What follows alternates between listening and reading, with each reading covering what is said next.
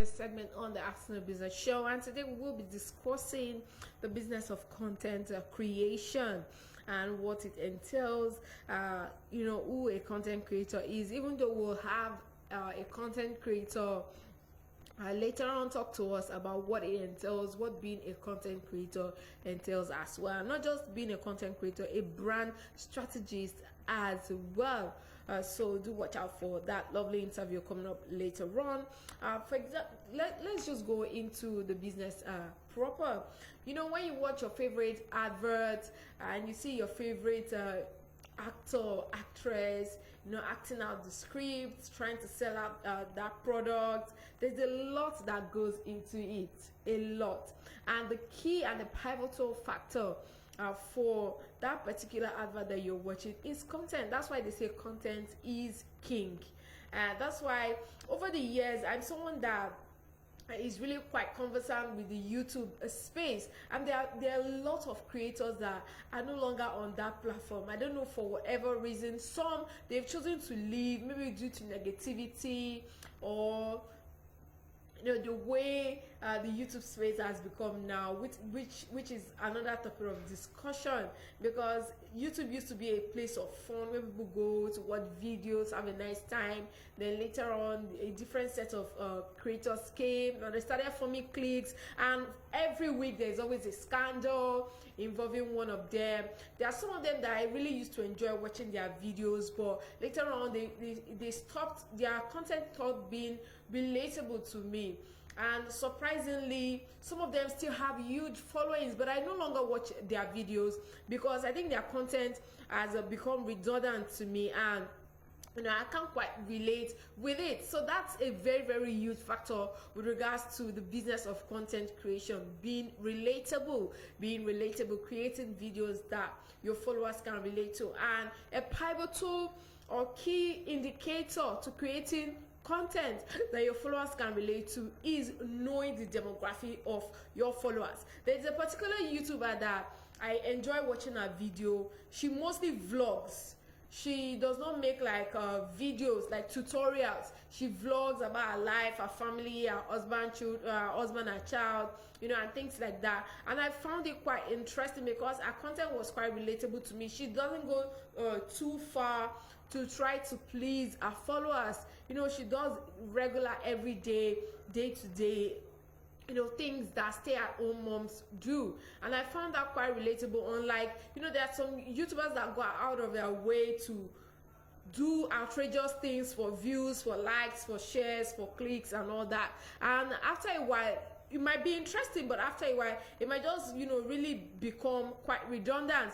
And this particular YouTuber that I'm telling you about, she did a video a few weeks back, and surprisingly, she said when she attended a wedding, an older woman of 50-year-old walked up to her and called her and said, how are you? And she felt surprised. She was looking at the woman. The woman said, oh, I'm one of your subscribers.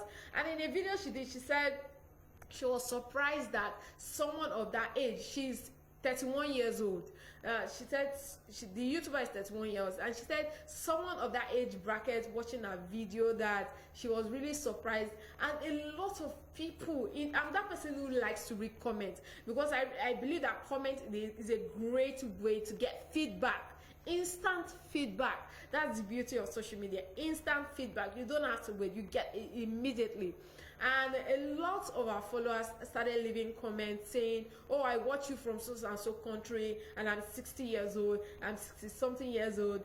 And after I read that comment, I said, this lady really needs to know who our demographic is, because it is so obvious that she does not know. It's so obvious that she does not know. And the fact that she creates family content is more likely to get her those set of people, because they can relate to most of the things that she does, but she does not really understand. So the business of content creation requires you to know who your demography is. The people that are following you, the people that watch your content, the people that relate with your content. So working on your content as a business is highly important in a digitally driven world. Yeah, it's a business. You spend a lot of money on data to buy your camera lens, to buy your card reader, to buy whatever it is that you need to upload your videos. It's a business, so you take it very seriously, even though you may not start paying you immediately. I know the process that YouTube takes before it pays you, before you start to get that monthly check, but it's a business, and if you take it seriously, the turnout is bound to be great for you. So everything an online user sees online has the power to attract them, making them visit your business page or website or YouTube channel or your Facebook page, or even into becoming one of your local clients. So the thing is, most people, I think some of these very popular YouTubers, where they tend to mistake it is, as time goes on, they begin to see their followers as clients, not followers that they are creating content for. I know it's a business for them, but that's where they kind of get it wrong. Let me tell you how. Because then you see them trying to promote maybe flat tummy tea or weight loss products that they themselves have not even tried, because they just want that extra cash, and then their followers are compelled to buy some of this product because their favorite YouTuber has recommended it to them. So there should be a balance between it, seeing it as a business, you understand, and seeing it as something that you love doing. There should be a balance, whether it's an advertisement or just their online presence through these significant social networks. The content of any company or any creator has to be on point to get visitors, to get followers. It is very important. The content you display is your first impression to your followers, to your customers as well. Especially if you're running an online store, your content plays a key role. And I'm quite happy because I see a lot of online business owners using the Instagram Reels feature to sell their products these days. The Instagram, there's even an online vendor that went as far as creating a course for other online business owners to learn how to use the Instagram Reels feature to sell their product, even though some of them get lost in the process, forgetting to input their products into the creation of content. So content is not just for the media alone, it's for businesses as well. Businesses are using content to make money, to get more followers, to get more customers. So content creation is not just for TV or television, for TV or radio alone. It's for businesses as well. Businesses are using it to make money. For example, there are so many businesses with their profiles on social media and different types of content that represent their company and speak their brand as well. You look at their content, and if you find it interesting, you click on their pictures, you click on their links. It has happened to me a lot of time.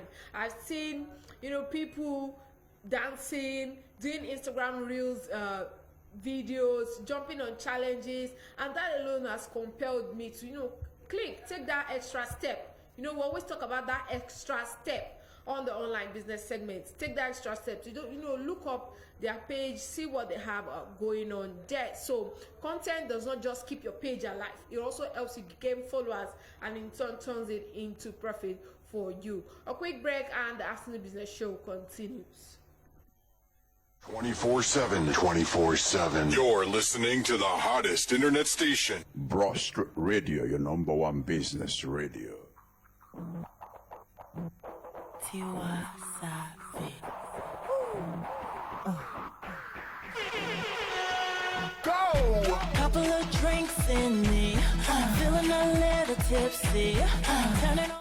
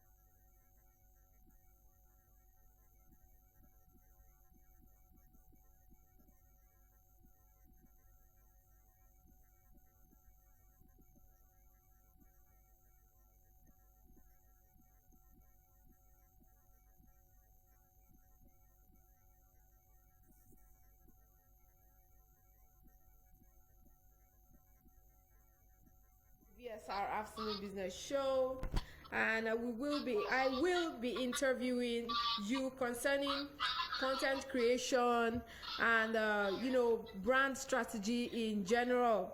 So can you briefly introduce yourself?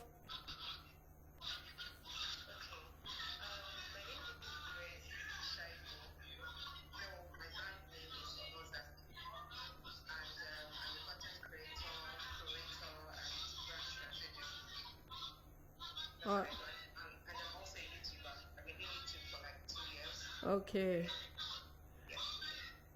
All right. Okay. We'll go straight into the questions. What does being a brand strategist and a content creator, what does it entail?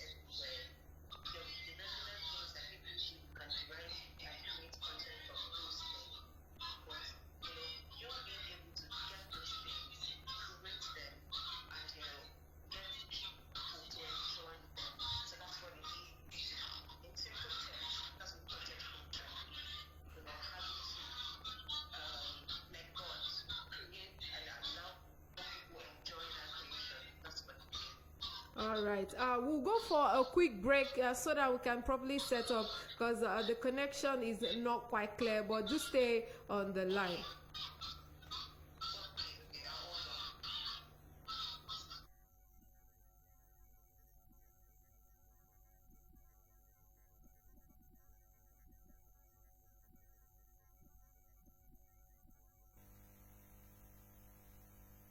You're listening to the hottest internet station. Broad Street Radio, your number one business radio. In your face, all over the place. We're online 24/7. 24/7. You're listening to the hottest internet station. Broad Street Radio, your number one business radio. So happy, but without you here, I feel so low. I watch you as you left, but I can never seem to let you go. 'Cause once upon a time.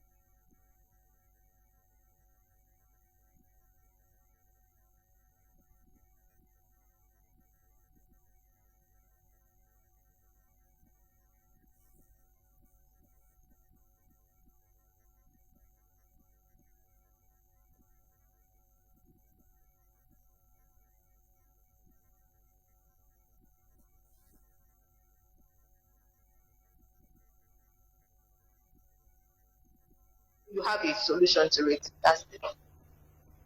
All right. Okay. So the next question: how do you keep track of market trends, and how integral is it to your work as a brand strategist? Because market trends is a key factor when you want to brand for a particular firm. So how important is it?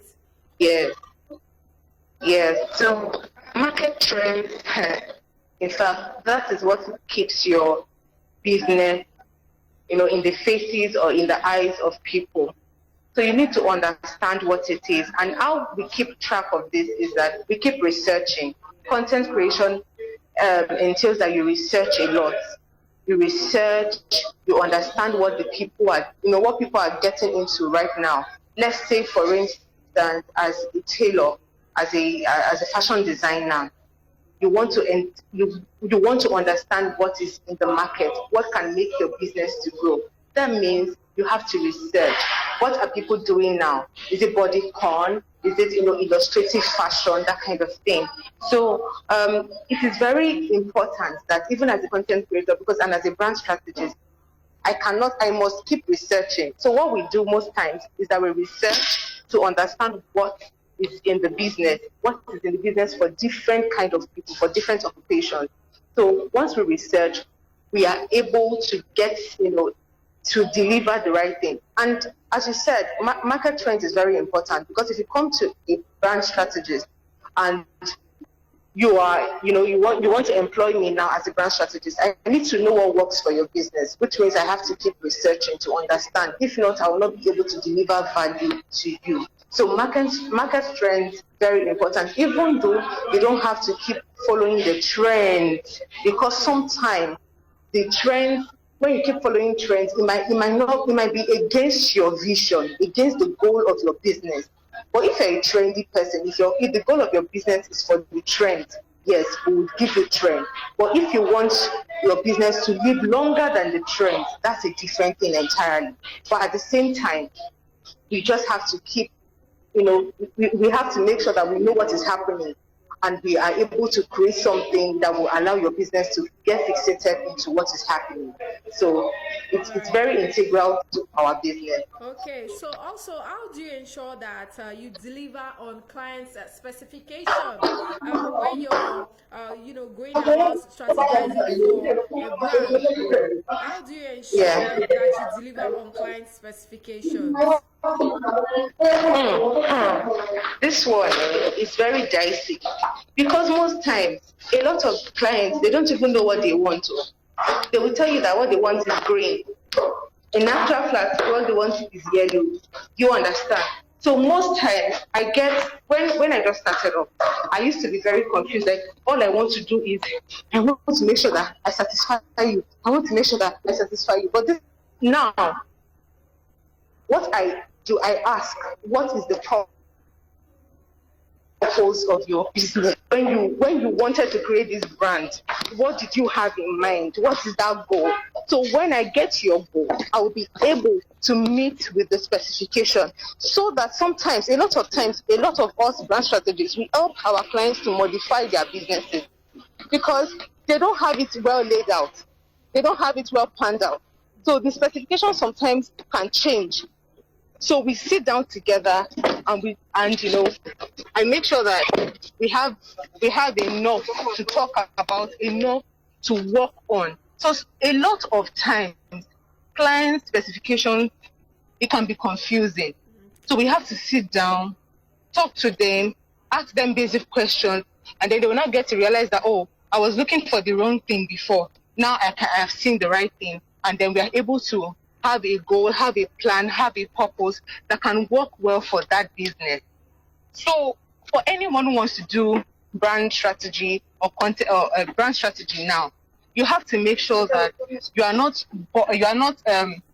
too bothered about all the needs that your client brings, because a lot of times they just want to talk, but they don't know what they want. So as a brand strategist, you sit them down, you talk to them, you help them pull everything out on the table, so they know what they want and how it can be done. So that way the specification for that business will be met. And it's not like, oh, I gave you orange when you wanted orange. Now I'm back. I want lemon. Because orange is not in vogue anymore. All right. And that's what a lot of clients bring. But now you sit them down and talk to them so you don't get to do it in a rush. Okay. So also one of the issues that always comes up with regards to being a brand strategist is execution. So have you had any situation where a client disagrees with your execution of their job, and what do you do in such instance? Yes, execution. Yes, I have been in that situation where a client didn't like the way I executed a particular job, and the first thing is I own up. To me, I own up. I say it. I'm sorry, and then we move past it. Can you hear me? It's kind of noisy. Okay. All right. Can you hear me? Can you hear me clearly now? Yes, I can. So we one thing I do is I apologize, because there's always going to be that stage. I don't know. Maybe there are some people that has never had their clients complain, that they did not like the way their plans, they executed their plans or something. But I apologize, and then I sit down with the client to ask questions that, okay, this was what I was thinking about, why I executed it this way. So would you like me to inculcate this, or do you want me to start from scratch? I don't care about the money. I will start from scratch. If that is what the client wants, I will start from scratch. So there's always that moment where you have to, apologize for not executing it the way the person wants it. All right. Also, what has been your most bizarre experience with a client yet? What has been your most bizarre experience? Has there been any crazy moment that had you, thinking otherwise? Okay. Yes. There's been. I remember one time when someone was referred to me.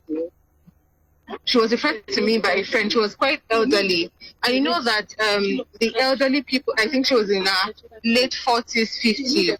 So, they don't really understand a lot of things that we do now. They don't get it. So I had explained to her to just trust me. But at the end of the day, everything just went south. I could not even place my hands on what happened, how it went south and everything. And I had to just keep up. The woman abused the life out of me. I don't know how I was able to keep calm.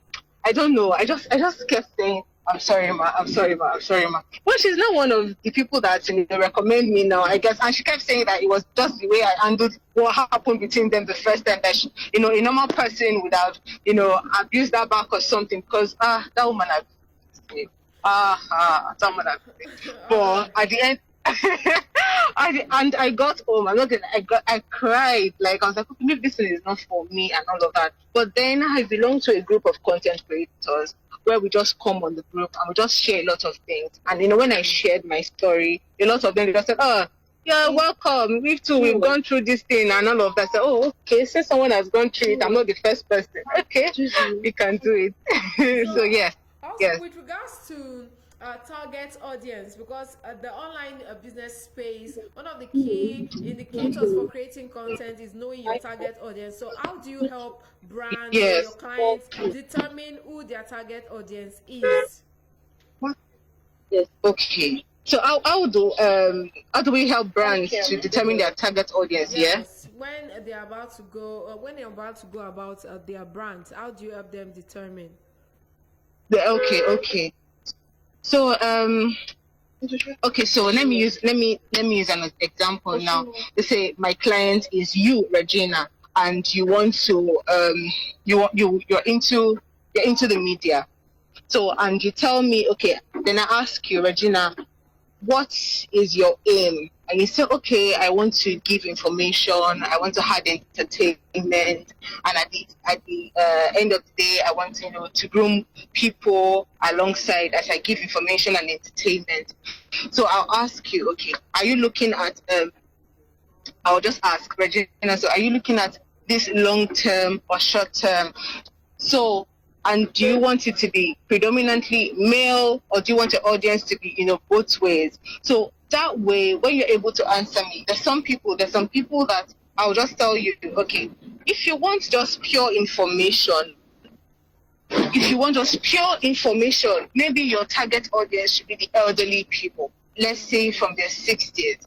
But if you want to add a lot of entertainment and information, with that a lot of entertainment, I will tell you from 18 to, let's say, 35, from 18 to 35. So it all depends on what you are doing. For some people, let's say a fashion designer now who just wants to make clothes. I don't want cleavage. I don't want to be making clothes that are, that open anybody's cleavage. I will just tell the person, your target audience are the very, very, very conservative people. They don't have to be Christians. They could be Muslims. So, but the very, very conservative people. So we now channel and market that brand, that product to those set of people, so that you will not be marketing. You don't want to show cleavage, but you want to be marketing to people that like to show, a little bit of flesh. They will not buy your product. Or you want something that is for the young people, and you're marketing to older people. So when we sit down, we check all the specs, and then we know, okay, these are the people that we're going to meet, the young people, the teenagers, or the older people, and then we now start marketing the product to meet them, so that you can have, money back, you can have that transaction that you're craving for. All right. You also mentioned earlier that you're a YouTube content creator. So I'd like to ask, what was the motivation behind going into YouTube content creation?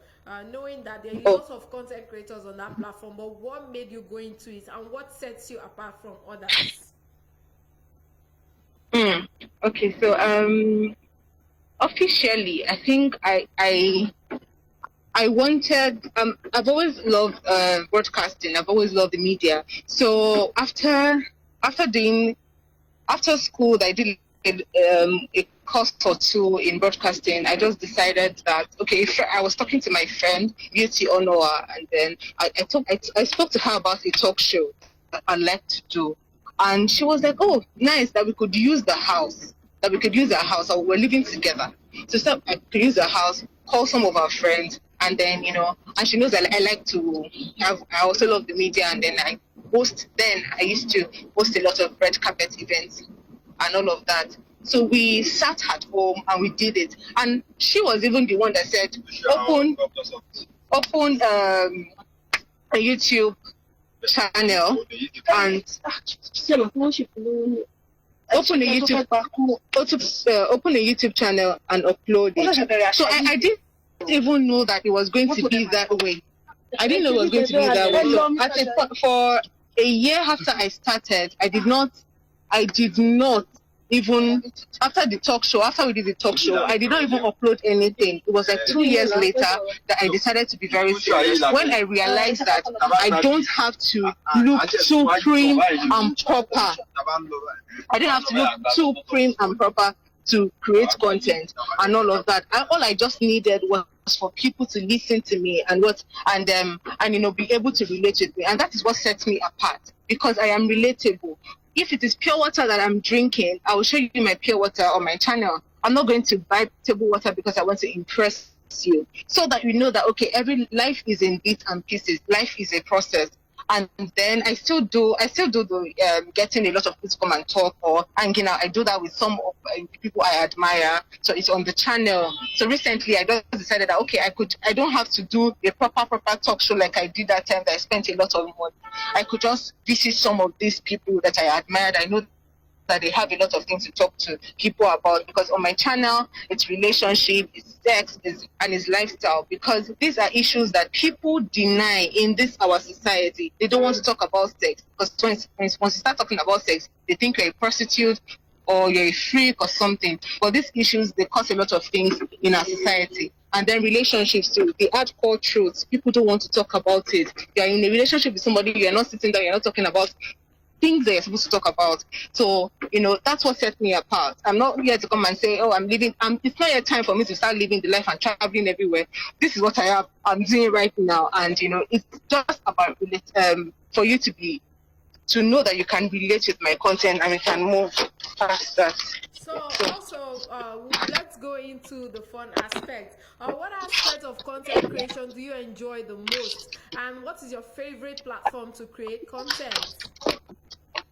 Hey, the platform I enjoy the most, I think it's YouTube. Oh, funny enough, it's YouTube. I used to think it was Instagram, but I think it's YouTube. I enjoy the most. I enjoy YouTube the most. So what aspect do you enjoy the most while creating content? Should I talk to you? Yeah. Editing. I love editing. Okay. I love editing. I don't even like sitting in front of the camera, but to edit, I like it. I love it. I love it. I love editing.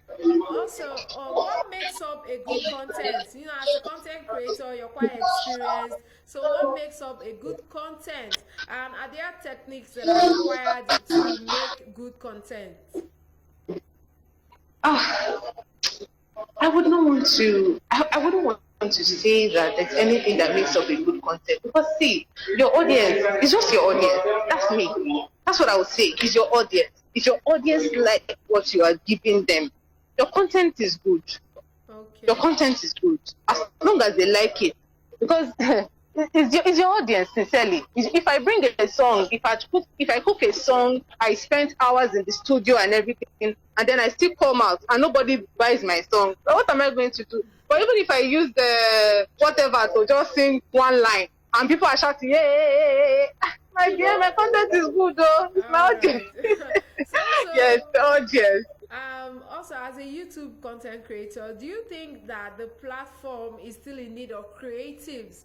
Considering the number of people currently on that platform, do you think that the YouTube space is still in need of creatives? Yes, it is still in need of creatives. See, there's something I say, you are Regina, I am Grace. What's the way Regina would deliver the same script that, let's say they gave us the same script, the way you would deliver it is different from the way I'll deliver it. Even if we are reading the same script, we're different. So we cannot say that, there's a lot of us. We still need a lot of people, because we're much in this world. There's still some places where they don't even have access to social media. There's still some people that don't even have phones and all of that. So there's still a lot of us. And it is, to me, it's not oversaturated. We need more people, because the way you would think about an idea is different from the way I would think about an idea. So we need a lot. We need a lot of us. And the audience, they are there. Also, people come into the world every day. Okay. Also, when you started, how was the experience like for you, and how were you able to navigate your way? Did you have special help from people, or you just had to sort yourself out? So how were you able to navigate your way through the YouTube space? Yeah, I did not even know anything. I didn't know how to do all those sit down videos. I didn't know how to do it. So I got help. I really got help from people, most especially from Austin Beta. She's a very big YouTuber, and I call her my YouTube mentor. Sometimes she'll watch my video. Most times, not even sometimes, most times she'll watch my video and tell me, use this, don't use this, do your video like this, move like this. Try to get a target audience, try to navigate different things and see where your target audience lies and all of that. And at the end of the day, as those corrections come in, I started to navigate. I started to get my way, and that's just it. I got help from people I'm not going from, even normal, from friends, even from YouTube. There's days where you just tell me, why don't you do this, why don't you do that, and all of that. So no, I didn't build it on my own. I can't even lie. I can't even lie. Also, I got help from people. starting a YouTube channel, is it expensive to start, or you just need a few Uh-uh. things? What is there? What's expensive there? It's just your Gmail account. So if you have a Gmail account, you see that box, that 8 box, that 8 dots. Just click on it. You see YouTube there. So you create it. Simple. Nobody will collect money from you. Nothing. Nothing. And you just start. You start uploading and all of that. That's it. Very simple. I know one of the things that deters a lot of people from starting their YouTube channel is growing it and monetizing it. So at the initial stage, how did you deal with disappointment when your videos were not getting much views, and what kept you motivated? My sister, on to everybody listening, disappointment, it's a part of life. We move. We move. That's just the thing. You keep moving. You keep moving. Sometimes you do a video and in your mind you think that 100 people will watch. But alas, just 8 people will watch it. You keep moving it. You keep doing it. You keep doing it. If you love it, if you have passion for it, you do it. You just keep moving. You just keep moving. Sometimes it's not your time. It's not your time for you to be known. So just keep doing So it. Just keep. Cry if you want to cry, but keep moving. All right. Do you have any word of advice for young creatives who want to go into content creation full time? Because I know quite a number of YouTubers that are into content creation full time. They don't have any other side gig. Full time. Or you would advise them to have something on the side so as not to get stranded. So any word of advice for them? Yeah. So it's simple. What I would just say is be passionate enough for it. Be passionate enough for it and just keep moving, because at the end of the day, see, it's not like the businesswoman selling biscuits that immediately someone buys your biscuits, you get 10 naira. Sometimes it takes a lot of time. So ask yourself, are you really ready to do this full time? If you're ready to do this full time, come on, just keep moving. There are days of disappointment, normal. There are days where you feel like you want to give up. Okay, it's fine. But if it is what you want to do, if you're passionate about it, keep moving, keep learning. I do a lot of courses and all of that. Keep learning, and look for people that have been there, that you can talk to, so that when you are down, one of your down moments, they can be the ones to tell you, okay, don't worry, you got this. We have moved past. Also, so that's it. Just keep Grace, moving. before I forget to ask, most times content creators get to that point where they run out of ideas for videos. So what do you do when you get to that point? Yes, the creative block. Yes. Before I used to be very bothered. I'll be crying like, I cannot create. But now I take a lot of sugar.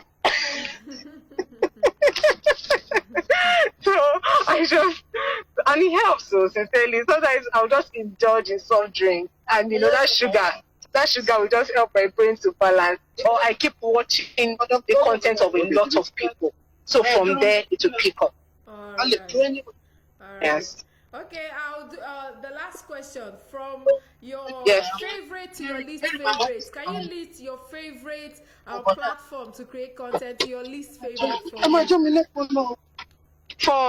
I didn't get that, please. From your favorite to your least favorite, what are your favorite your platforms that you like to create content on? That is from your favorite to the least. Okay, for my favorite, it's YouTube.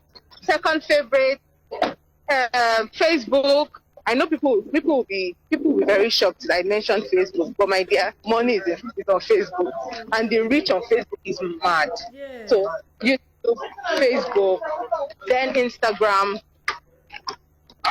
Yes, sir. Then Instagram, then WhatsApp. Yeah. All right. Thank you very much, Grace, for coming on the online business segment. Thank you so much. Thank you for having me. Sometime soon. Lovely afternoon. Yes, so I do not mind. Thank you. Thank you so much. Thank you so much. Bye. Bye.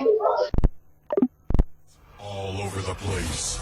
We're online 24/7. 24/7. You're listening to the hottest internet station. Broad Street Radio, your number one business radio.